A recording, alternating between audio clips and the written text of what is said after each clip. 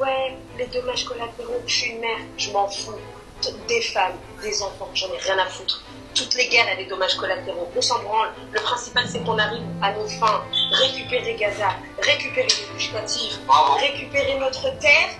Peu importe le prix que ça coûtera, il faut qu'on fasse un génocide et qu'on récupère nos terres.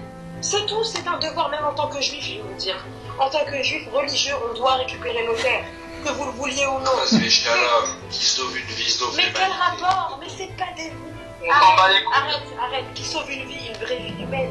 Pas une vie de Gaza, une vie de merde. C'est au peuple juif de guider les autres, hein, c'est ce qu'on a toujours fait.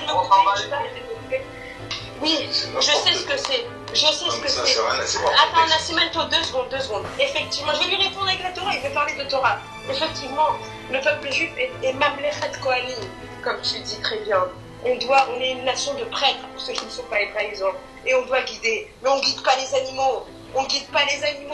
Arrêtez de dire faut sauver. Exactement. Arrêtez de dire faut sauver l'humanité. C'est pas les humains. Écoutez-moi, je suis amoureuse de notre peuple.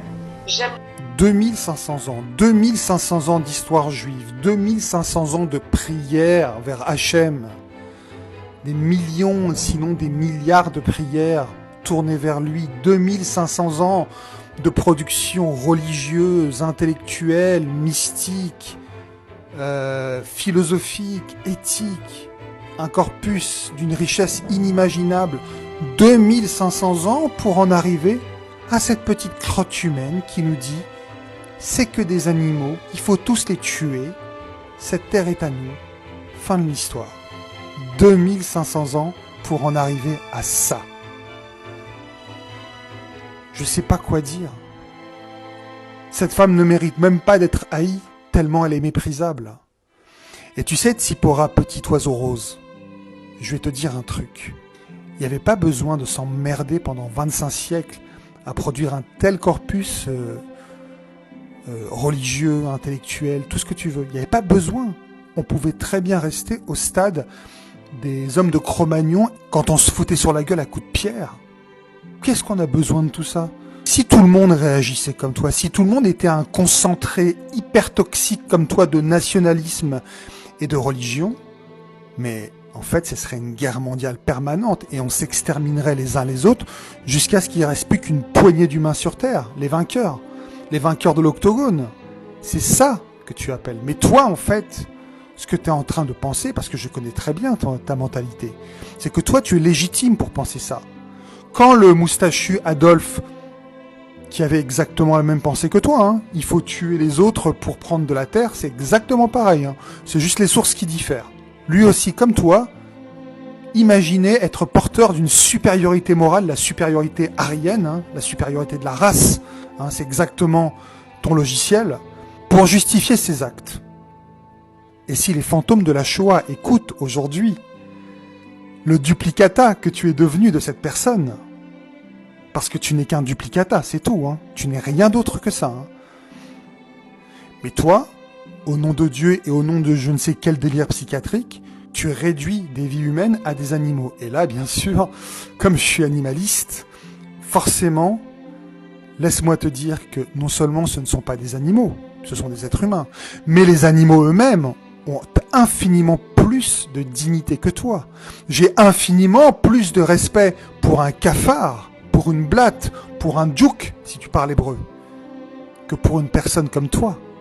Et si l'enfer existe, ton tourne-broche est déjà prêt, petit oiseau, parce que tu es mauvaise, parce que tu es maléfique, parce que tu es arrogante, parce que tu représentes le pire du judaïsme, tu représentes le point terminal le plus honteux de plus de 25 siècles d'histoire d'un peuple.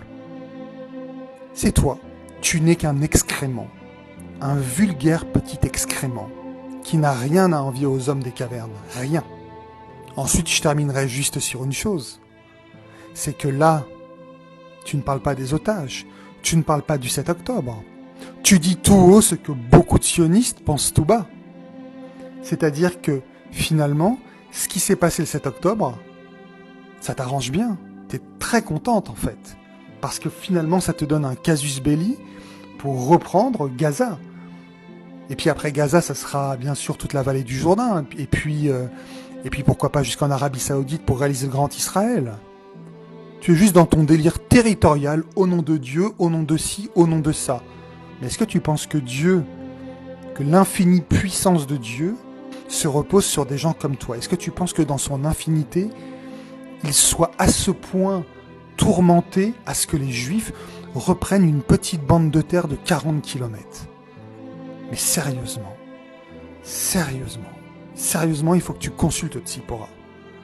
Ou alors, il faut que tu ailles faire un stage à Gaza. Pendant 2 semaines ou même 1 semaine, tu vas à Gaza, tu vis avec ces gens, parce qu'à ce stade, je sais très bien que, quoi qu'on te dise, de toute manière, tu es une cause perdue. La seule façon de te guérir et de te rendre un peu d'humanité, c'est de faire vie ma vie avec les Gazaouis. Et peut-être que là, tu auras une petite loupiote qui s'allume. Maintenant, Tzipora, pour terminer, écoute bien ce que j'ai à te dire. Si je fais ce genre de vidéo et que j'attaque des gens comme toi, publiquement, c'est parce que tu nous fais du tort.